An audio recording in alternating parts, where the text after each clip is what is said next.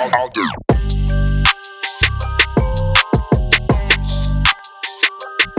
right, welcome back, everybody. Auto Ring Magazine. Auto Ring Magazine TV. I'm Ken Johnson, or you just call me Ken. And I'm Chris. I will be the host today. Donald had some things he had to take care of. Yeah. He's not here today. That's all right. Me and Ken gonna be taking care of y'all today. Yeah. So I'm gonna jump right into it, man. I'm really excited for this weekend, yo, man. Like, we got, motorsports is like something I got, or specifically sports car racing. I got into about 2011. I got into sports car racing, particularly endurance racing, because I just thought it was very interesting at that time. And like just seeing Audi win Le Mans over and over again, I just thought that was an amazing feat that they had accomplished. And that's when I kind of started to pay attention, because I figured out at that time, okay, the fastest cars don't always win these races. Okay, let me look more into it. And I've been in love with it since then. So, but at that time, wasn't as many participants, especially attraction. And that too, it wasn't as big of a sport at that time. They're trying to make it bigger now. And at that time, in the top class, what we call LMP1, if you guys don't know, LMP cars are called Le Mans, or it stands for Le Mans prototypes. Why is it called prototypes? I don't know. I looked it up and I didn't really find a reason why they're called prototypes, but they're the highest class of sports car that can be driven. And basically a manufacturer's peak engineering of performance. Pretty much, they're the most complex, the most advanced, highest performing, the fastest, closed wheel cars that you can drive. Period. Yep. And those are the cars that go for outright victory in these championships that we're talking about. And particularly, we're talking about IMSA and FIA's WEC. IMSA's WeatherTech Sports Car Championship, which comprises of the what is now GTP or LMDH. I call it GTP, and the GT class. And so you have those two classes of cars. Well, you have LMP2. Let's not forget about them, but they've turned that into a spec class nowadays. So, but back in 2011, there wasn't many participants, and a lot of manufacturers, if they cannot win, they'll pull out because they're spending money to do this. Right. And so use as a we're not average, $300,000, $400,000. These are multi-million-dollar projects. These manufacturers. Yeah, exactly. Like it's $100 million. Back in like the mid 2010s for Toyota, Porsche, and now Audi, obviously when they were racing. Placed some restrictions on it now, and you can go into that a little bit too, Cam, about what you almost have like a cap out. What you can and cannot do, like, and I get it. Like, it's I honestly embraced it to a degree because I understand what they're trying to do. I at the beginning I wasn't so mad at it. In a perfect world, you want the cars to just race. You want them to come out with the most beastly, savage machine they can conceive possible, and you want them to throw it out there and compete. And what could happen is you end up with a Batmobile with the jet engines on it, and then someone else has a Starscream or something, or they can get real crazy with it. So, or somebody else has a Knight Rider, But so there has to be some rules to define each class. Like, there has to be some, because even for road cars, take for instance, let's look at like the 911, right? Let's look at the 911 and the AMG. Pretty much benchmark that car when you want to compete with that car, you basically what you do is you create a car that has around about the same horsepower, the same weight, and the same size. And so it kind of regulates itself, and that's the same for any road car. Anything outside of that kind of becomes, okay, you're in a different class of car now. And it's the same for any car, really. Like, say, for instance, if like the F8 Tributo in a McLaren 720S, I know Ferrari benchmarked the 720S when they came out with that F8 Tributo, right? They have around about the same horsepower, around about the same weight, around about the same size. They're both mid-engine. They both have a V8. And so by default, they just kind of compete, and their acceleration times are similar, lap times are similar. Maybe one is a little faster than the other, but still. Both of those cars will always battle it out. Yeah, so I get that. So I didn't have a problem with IMSA and FIA and the ACO coming together to say, okay, we're going to come together and create a class called Hypercar class where GTP cars or LMDH cars can compete against our LMH cars. So they created class parity between the two types of regulations so that they could compete. And let's be mindful of that. These manufacturers sat down with the ACO, FIA, and IMSA to come up. So they were part of these discussions, these manufacturers. Even some manufacturers actually that were in these discussions, some of them are actually not even competing in that class. Like McLaren was supposedly part of some of these discussions in that class, and they're not competing. And so these manufacturers came together and they agreed to this formula.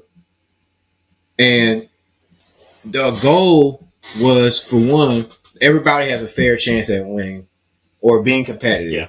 Nobody gets to go out there and get completely embarrassed. And there always has to be a winner or loser. Don't get me wrong, but nobody has to go out there and get embarrassed and pull out on the worldwide stage. And so that's why they came up with these rules. That's why they came up with these rules, so that whether you are a larger manufacturer or a smaller manufacturer, you have a chance at winning. So the class, hypercar class particularly, is cost capped. So there's only so far you can really go with the development and how much money you can spend. So no, you cannot get bullied anymore. So say, for instance, a small company like Subaru wants to come in there and race, and they have to race against General Motors, a giant. General Motors can't just outspin them and then just steamroll them. And, there's no reason for a smaller company to be there. So they created these rules so that can't happen. Right. And for everybody to understand, that's not a bad thing, because, again, cars are hypercar or motorsports is a lot different from like any regular sport, like a basketball or football, things like that. These like in football, these guys can pay these quarterbacks, receivers, DBs, whatever they want. So from 100 million to 400 million.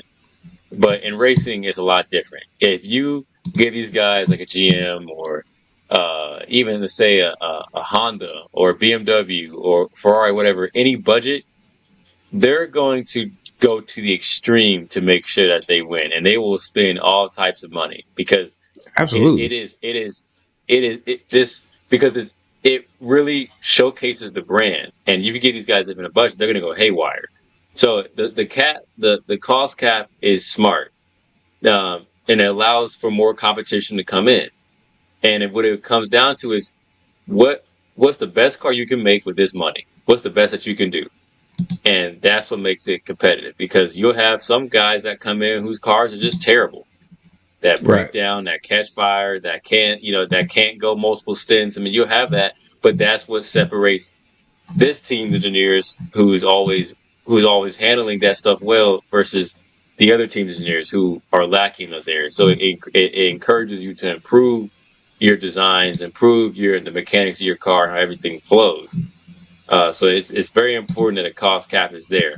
Although I do have one issue, and it's not with the cost cap, but it's with these BOPs, balance of performance. Yeah, it's very unstable, isn't it? These BOPs. But after you finish what you're getting ready to say, I'm gonna say what I'm gonna say because I know where you're going with this. Yeah, you already know that BOPs are okay for everybody to know. But back 20 years ago, this sport was not as popular as it is now. It is at a peak viewership. I mean, they're breaking records this year. But yeah, I was going to get to that. Say one thing. Yeah, BOPs can be the downfall of the sport. It can be one of the variables that can be a downfall of the sport. Why? Because for everybody who doesn't know, BOP is essentially it was, correct me if I'm wrong, King. The FIA balance of performance. They basically come in and they will take your car. Say if you're a Cadillac, and your car, they say, well, this is too good, so we're going to add some weight onto you, and we're also going to put some air restrictors on you, so you're not blowing everybody out of the water. What that does is you give me a cost cap, but then you even further restrict me by putting on weight, reducing horsepower, creating air restrictors, changing my aerodynamics of my car to where it's like, well, why did I spend all this money in the first place to even race if you guys were going to restrict me anyway? And again, do I think there should be some BOP? Sure. But it shouldn't be as heavily regulated as it is. Because that's what makes it entertaining, is that if I want to see Cadillac and Porsche and Ferrari and whoever go at each other, I want to see who got the best car. I don't want to see a car like a Cadillac. It's so heavily restricted that it's just it can't even compete. Like it's not even at its full its potential. And I think that can potentially ruin the quality of the sport. So because the way they do it, it almost looks like they're doing it for fun. Like it's just like they're just throwing stuff out there. Go ahead, Ken. They have all this data that they're collecting in these computers. They have torque sensors, horsepower sensors.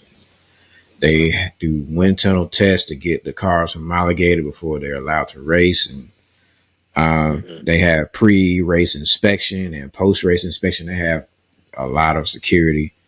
But I will say this, though. The formula for that class, that category, because this also applies to the GT class, because back in the day, like back in the late 90s, I was looking at some 1999 races, and the GT category go ahead, Ken. Go ahead.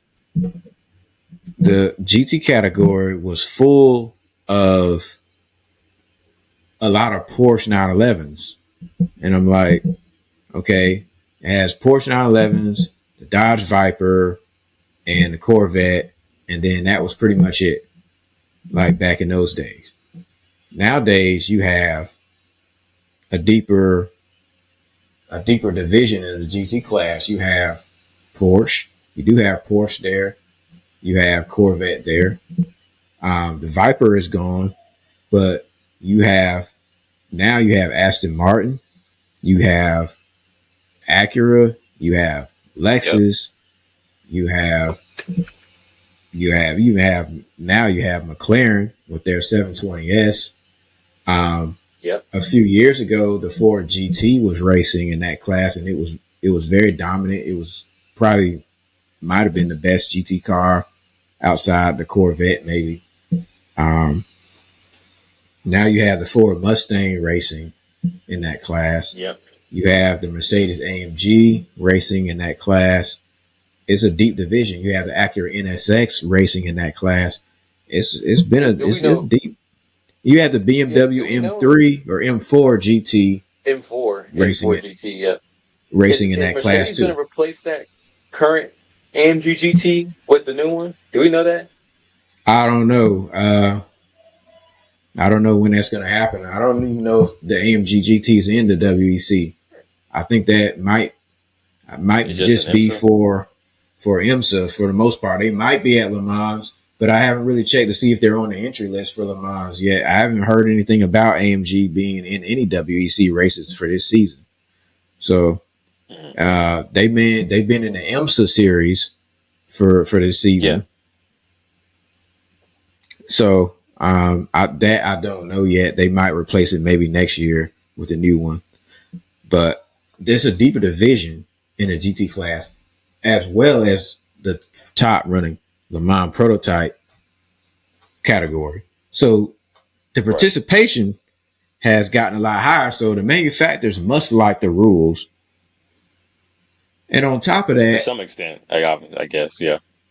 Yeah, to some extent. I know that they have complaints about it, but they're not allowed to speak on that because that's against the rules in the paddock. Okay, they're not allowed to complain about that. We'll talk about that later.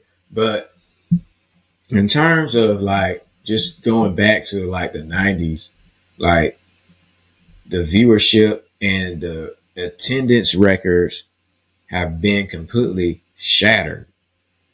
They have broken records in terms of ticket sales to these races. These venues have been LeBron James to wave the checkered flag. At Le Mans last year. I mean, I wonder what they're going to do this year. Think about that. Yeah, man. I mean, there's a lot of money and a lot of influence now being put into this sport, and that's good, because for y'all who don't know, King is the one that really even got me into all this. I knew nothing. I didn't really know much, if anything, about motorsports, Le Mans, Sebring, all that stuff until I met Ken. So, knowing how the way he has influenced me and my excitement, even when it comes to watching this sport now. Because before, man, it was just like, for someone who didn't know hypercar class, like, I've seen these cars, I've seen pictures of them, but I didn't really know that much about them. But to see how complex the levels of engineering are behind these vehicles, these cars are not, you cannot take these things on a road at all, because they are specifically designed for one purpose, and that is for the track. But these are machines like no other on the planet. You can have your Paganis and your Koenigseggs, which are beautiful cars, well engineered and everything, but when you can put $200 million into a project on a car and you're only making just one, you really get to see how good these guys are at their job, these engineers and the manufacturing team, how good these guys are at their job, because this is no joke. And because y'all got to keep in mind, it's not like one car like a Ferrari is being made and you have a Peugeot and the Ferrari is just so good that Peugeot has no chance. No, just because Peugeot isn't placing top like always. Remember, back in the day, Peugeot was one of the top. What was it? They were going against Audi, I think. Back in the day, those head-to-heads were some classics, unreal. Man. Yeah, like unreal. And Ken was one that even put me on to watch them. So y'all gotta understand, this is like what's going on right now in this sport is really, really big. And for them to get someone as big as LeBron James to come in and wave the checkered flag last year, it's only going to go up from here, because remember, they're breaking records in attendance, breaking records in viewership. So that means that more people are becoming attracted to the sport. And it's all great. It's great. And that means the formula works.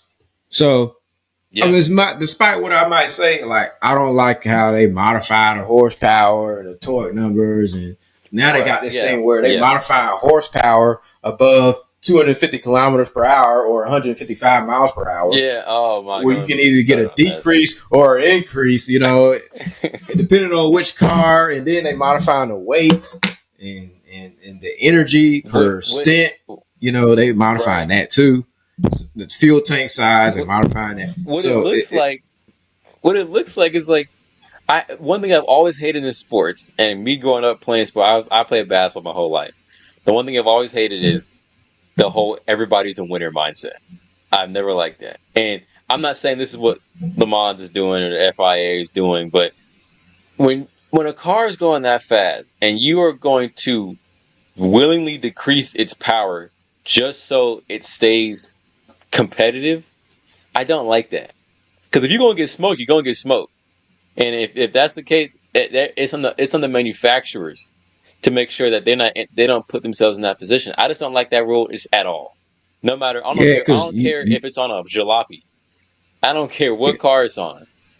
Yeah, I agree. I mean, I think that, the best car should be the best car. I do believe that. And then if it is the best car, then you can make it so that the other cars may be in striking distance, but don't make it so that the car is now the underdog, where normally it would have been the favorite. You know what I'm saying? So we don't really know how much this stuff is affecting these cars. But I just wanted to say though that there is flexibility in the sport though. Because I don't want to sit here and say that, because look at the way the hypercars look. Yeah. Like have you seen that? You've seen the 9X8, right? Especially the one with the rear wing. That thing is beautiful. If you get a picture, oh man, that thing is beautiful, man. I'm gonna pull that up. And I mean, that work of art. You're allowed to make them look however you want, and you are allowed to have whatever powertrain engine that you want in an LMH class. Mm-hmm. Now, GTP is a little bit different. You have 4 chassis manufacturers, and basically the manufacturer gets a tub from one of these 4 chassis manufacturers. The 4 chassis manufacturers is Orca, Ligier, Dallara, and Multimatic. So that's the 4 chassis manufacturers. They make the LMP2 chassis, and the manufacturer takes one of those tubs and they build their car around it. They put their own engine in there. I think they have differences. Their suspension is all different. Their engine, their powertrain is different. Their aerodynamics are totally different. And so they end up in their electronics. And so what's the things that you can't really change so much are like the MGU, but everything else is pretty much going to be touched.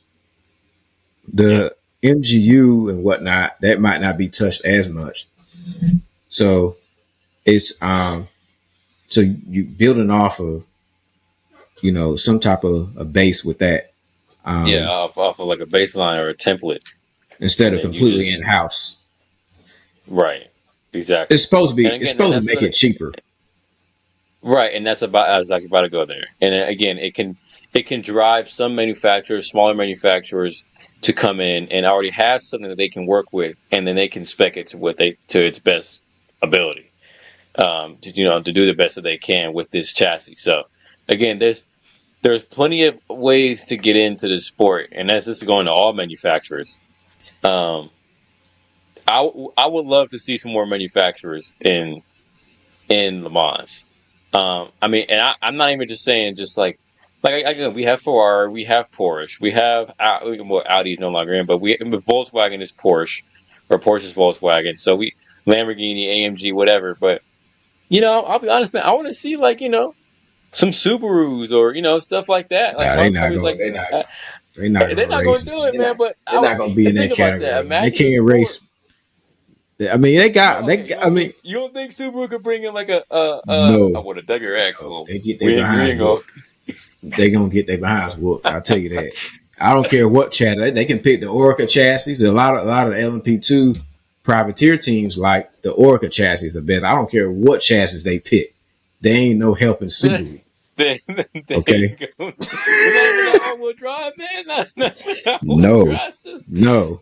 And the thing is, the GTP cars, the LMDH cars are rear-wheel drive only, so they can't use that. Yeah, they will have to. If they want all-wheel drive, they have to build an LMH car. That's one of the differences between those two categories is that in the LMH cars, you have an electric motor on the front axle and it powers the front wheels for a certain amount of time. The GTP cars have the electric motor on the rear axle. It assists in powering the rear wheels along with the engine. So it's rear wheel drive only, but they're way less in general. Right. And just I want to say something real quick. These cars, like these LMH cars, people don't understand. Say something similar like a Dodge Demon. Okay, 1,000 horsepower, 1,100 horsepower, but the car's like 4,000 pounds, 4,500 pounds. These cars are that much horsepower, but they're like they only have about less. They have they're regulated about 680 horsepower though. 680, 670. But that's 680 horsepower moving at how heavy are these cars?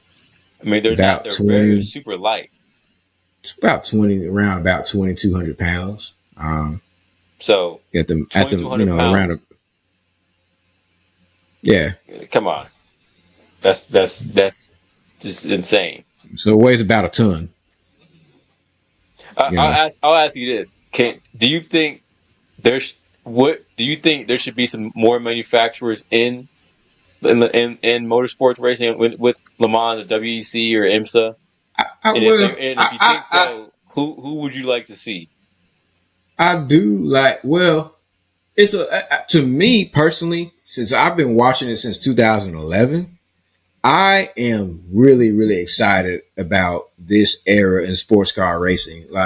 Because back in 2011, you had in the GT category, you had Corvette. They won a lot of races at Le Mans. Corvette has won like 10 times.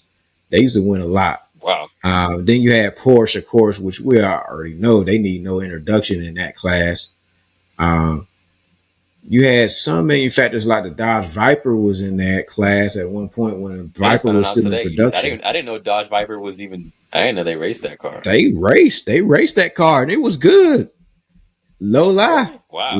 Yes, it was. No, it did good in '99. Into 2000. That's when it was really good. It also, its last race that I saw it at was at Petit Le Mans, I think in 2013 when they had the Viper. Mm-hmm. That might have been its last year, its last race that I can remember. I think that was all the way up to 2013. I don't know if they won or not, but that was the last time I saw the Viper in the GT class. Do you think they should bring that car back? Absolutely, man. Why not? But what they gonna do? You can't put that big old engine. Yes, you can. You can put that engine in there. They had it in there before. You had a V10. Remember, the R8 has a V10, and it's been racing. The Huracan. Let's not forget about the Lamborghini Huracan, because the Huracan has been doing really good in the GT class. Yeah, it has. They have that all female team driving that Lamborghini. Yeah, the pink. Yes. Yeah. Sarah Bovey. They are good. Legit good with that car. And the Huracan has been great. The Huracan has been a great car. And it has a V10. And the R8 also has a V10, and it's a good car. So they can bring a V10 if they want.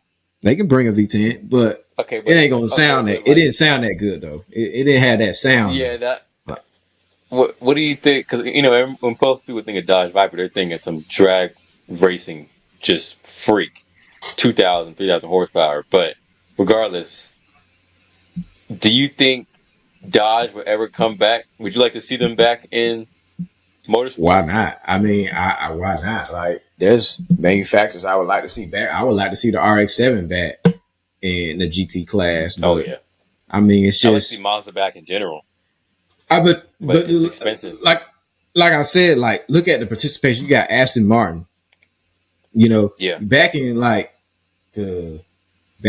when I first went to Petit Le Mans in 2013, I don't even remember seeing Aston Martin there. I mean, they might have been there, but back in 2011 or back in the 90s, the Aston Martin wasn't racing like that. Not at Le Mans. You had the Viper. You had You had the Viper, you had the Corvette, the 911. Those are given. That was pretty much it. You had there was one time the Celine S7. I don't know if you heard of that car. That race. Yeah, you told me about that one. Yeah. You had Ford's GT. You had what else? See, you didn't have no like what today. About that one? Do you think they should bring? Do you think Ford should bring that car back? I would say production, and they have they do have a production car, but it's only sell to a limited amount of people. But do you think they should bring that car back and replace the Mustang with a Ford GT? Yeah, that Mustang is not gonna. Dude, I was watching that thing. It had the same success as that GT. It's not. It's not. I was watching it at Spa, man. I was like, nah, man. I mean, this thing is. It's just. It looks like it's pulling a. It looks like it's pulling an RV around corners. I mean, it's just. It didn't look that good. It sounds great. But nah, man. It does. It has a good sound, but that thing is. It's not gonna have the same success as the Ford GT though. It just not. Because that Ford GT was built for that. The Mustang is a NASCAR, man. You know what I'm saying? Yeah. That's what that is. Yeah. that thing. Seeing that. I'm gonna have to look up the VOP chart for that because I'm trying to figure out how they made that thing competitive, man. It's not having the same success as that GT. Yeah, it didn't look that good. It didn't look that good. And it hasn't been that performing all that good either. Yeah, no. I mean, taking the NASCAR or something, but why is it? Why do you think Ford dropped the Ford GT and just went ahead and just stuck the Mustang in there? What cost effectiveness? I mean, the Ford GT, as far as I know, is not in production. Like, it's not. Well, they built one, but that was only sold to a certain amount of people. But it wasn't in the racing. You couldn't. What car wasn't racing? They raced it, but it just they raced the Ford GT. The newest one, that new style, that new body style they come with, the one that's limited. Yeah, the one the Ford GT last raced. I'm trying to think of what the last year it raced. I think it might have been 2021, where it was racing in the GT class, and it was winning. I think it won more than the Corvette did and the 911 did, if I'm not mistaken. So why doesn't Ford bring that back? I mean, it's always the Ford GT has always been like limited in numbers anyway. It's never been like a continuous mass production car like a 911 or nothing like that. It's always been like a one-off, special, exclusive, super exclusive, like with a V8, car for certain customers. They should have it in racing, though. I mean, I don't see why they should. If the thing was winning, why take it out? I mean, it's expensive. I mean, it's gonna probably cost them more. Because it's not really a money maker car like that. Yeah. They raced with Chip Ganassi, and they won. Oh, really? They won Daytona. They won the class. They won at Le Mans in that class. They won championships with it. So it definitely was a good car, but it was just there's always been a limited production. Car. It's never been a serial production car like a 911 or something like that. So I ask you this: who do you think is going to take the GT class this weekend? Well, it's between because we got it's stiff competition in there a little bit. I'm gonna throw out Lexus. I don't think Lexus is gonna do nothing. Nah, I'm not worried about Lexus. Yeah, Porsche. I think Manthey Racing is. I would almost. Yeah. It's either between them and Corvette. I have not picked one yet. You don't think Lamborghini will have a chance? Lamborghini's good. Don't get me wrong. They are. They up in there too. But if I had to pick one, it's gonna be between, and I haven't made my decision yet. We're gonna talk about it tomorrow. I'll give you my final prediction tomorrow on who gonna win that class. It's gonna be between Porsche and Corvette right now, though. It's always been between them two, right? Yeah, they've been the best, better than all the rest. And that C8, man. I mean, that car sounds amazing. Yeah, it doesn't sound American anymore, but it sounds good still. It doesn't, but it just doesn't sound American really, though. Really good. It sounds good. It just don't sound American no more. I mean, that's all right though. I still love it. I love the way it looks. The new Corvette. I love that thing. I love seeing it out on the road too. Like, but it's between the 911 and that Z06, man. That's what it's coming down to. Oh, and don't forget about that Ferrari 296 though. You might not like that V6, but that thing is competitive, man. It is, but I don't like it's competitive. It's up there. It's up there. Though. I don't like the way it sounds, man. I don't like the way that V6 sounds either, man. Like, come on, Ferrari, man. No, that V6 ain't. But it's quick, man. I mean, it's quick though. The 499p, man. The 499p is even, it's quick. I mean, that thing is fast. Both of those cars. Yeah, they got, but they get around the track in no time. They're good. That Ferrari really got that car working a lot quicker than I thought they were going to. Like, I was shocked that they got that car that fast, that quickly. Like, his first race, it scored pole position. I think that they surprised Toyota. I didn't think Toyota was expecting them to be that good, so I think Toyota held back, personally. But still, though, I did not expect them to get no pole position. So that car has been fast from the beginning. And they even said they only learned 80% of that car. So they still got more to go, even now, in their second season. So you said between Porsche and Corvette for GT. Now, without saying your pick, who you think is gonna be between the LMH? Who do you think is gonna be the top guys are gonna be going against each other? I'm gonna give my final prediction tomorrow, but my top two right now is gonna be right now. My top two is gonna be between. It's gonna be between Porsche. Porsche is gonna be up there because Porsche has been doing good this season. It's going to be close, though. I really want to say that, if I was just to look at, it's hard to say because Ferrari's been absolutely stellar, even though they pegged them back because of regulations. I really do believe that it's going to be between Porsche. See, Porsche, I know is going to be up there because Porsche, Le Mans is home turf for Porsche. When you think of Porsche, you have to think of Le Mans, man. That is home turf. Yep. They don't know how to lose that race. They don't know how to lose that race, man. So they gonna be up there now.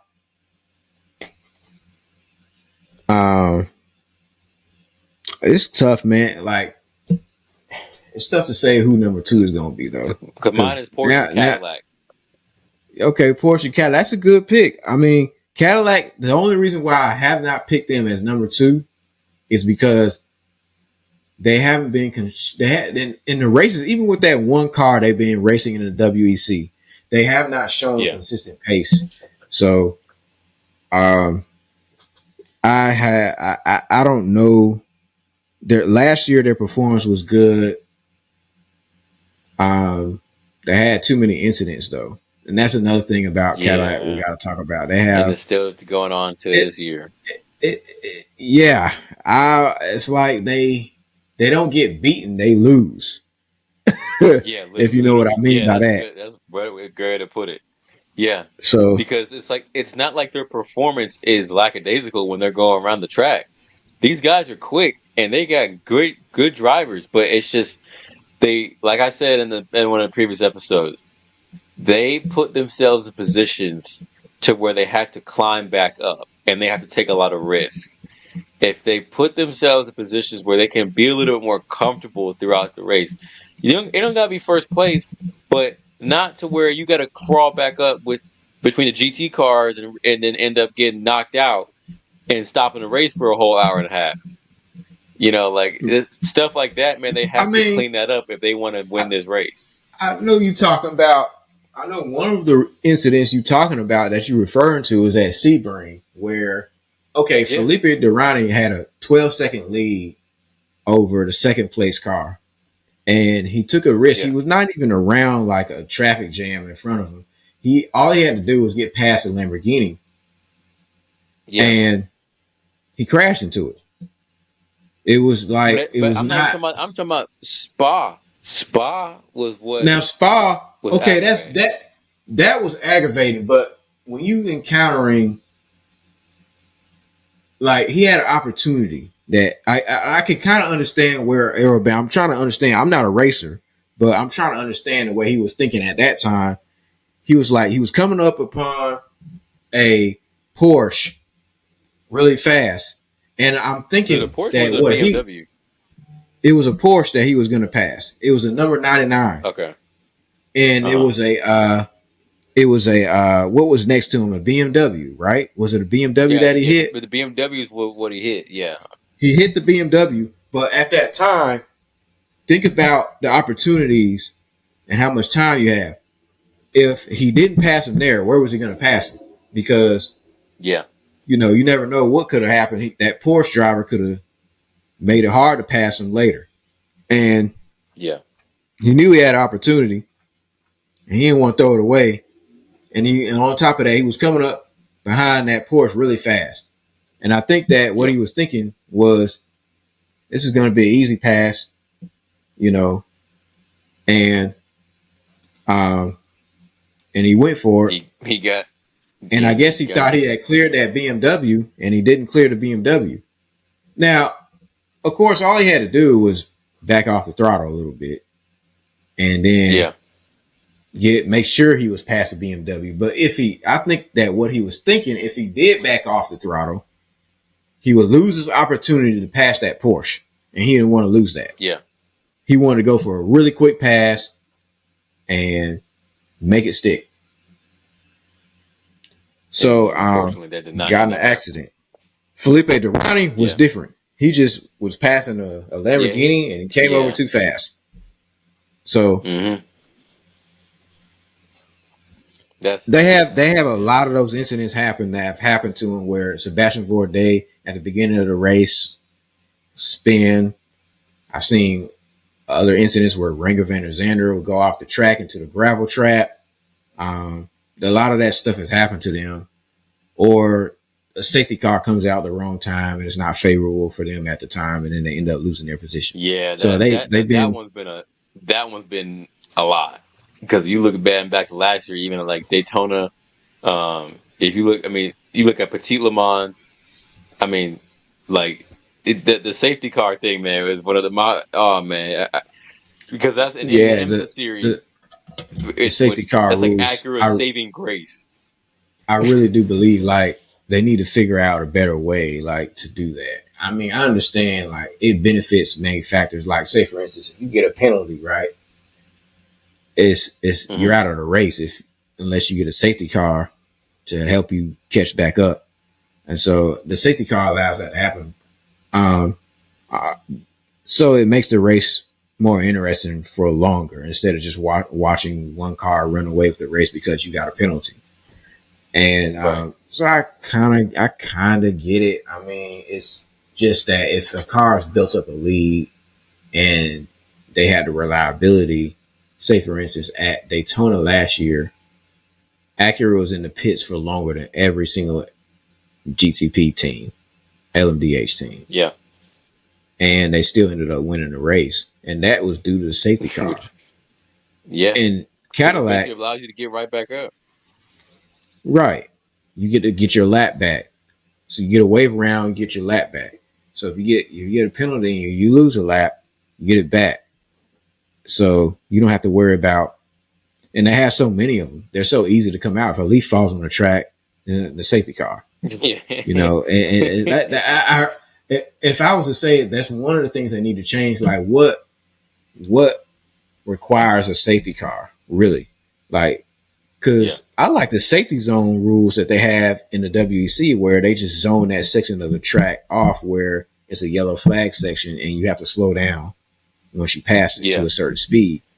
I really wish they would do that, but every time there's an off in IMSA, you have 5 seconds to get that car back on the track. Otherwise, they bring it out the safety car for 30 minutes. And that's 30 minutes of racing gone. The whole race. Yeah. So, I mean, they need to modify something there to, for one, less safety car periods, and make sure that if a car has built up a lead of 3 laps, then just let them win. I mean, because literally at that point, man, 3 safety cars, and then on top of that, when you do get your lap back, they put you right behind the race leader. yeah. So like you don't really lose anything if you lose 2 laps. You build up a lead for nothing. There's no point in building up a lead in the IMSA races. So, I think maybe if they sit down and think about it, maybe they can do what they do in the WEC and kind of implement that, incorporate that into the IMSA WeatherTech Sports Car Championship, and just do that instead of the safety car for 20 minutes. That's a lot of time for one. And I mean, just to get a car out the gravel track, shouldn't take that long to get back to green flag racing. Yeah, no, I agree. All right, we go. But that's it for now. I mean, tomorrow we're gonna go into more detail. Yeah, we're gonna have our predictions ready for y'all tomorrow. I'm gonna have my prediction ready, man. Like, I'm gonna have it ready. Yeah, and I'm excited. This race is gonna be good this year, y'all. And this is where motorsport is on top right now, and this race is gonna mean a lot to the sport. So we got great cars. We're gonna have great fan attendance, top attendance, breaking records. Absolutely, it's gonna be overall just great race this weekend. So it's gonna be very, very exciting. But hey, do you think I will say this though? One more thing. Yeah. Do you think that there's gonna be once again? You think that the attendance record is gonna break last year's attendance record at Le Mans, or you think it's gonna be less or the same? I'm thinking that it's gonna even break the record that they got last year. I'm hoping that happens. Again, like I'm basing this off of last year. They had LeBron with the checker flag. I mean, that's a big influential piece to this whole formula. They ain't gonna have LeBron this year though. Anywhere less than that. They're not gonna have him this year, but I want to know who are they gonna have? Is this somebody regular? Could be, but again, I don't think they want to go anything. If it's not, I don't think it's gonna be less. If anything, it will be the same. But I won't be surprised if it's more. I'm thinking it's going to be more. So they're doing what they have to do to grow the sport. The cars will look amazing. But we'll talk more about that next episode. Yeah. About how the cars look and what sports car racing really is like, and how it's different than every other motorsport. So, all right. You have a good one. Magazine. Our time is up for today. We'll see you again next episode tomorrow. Chris, tomorrow. Yeah. Tomorrow. All right. I'm Ken. And I'm out. And I'm Chris. All right. And you can see my shirt. You already know.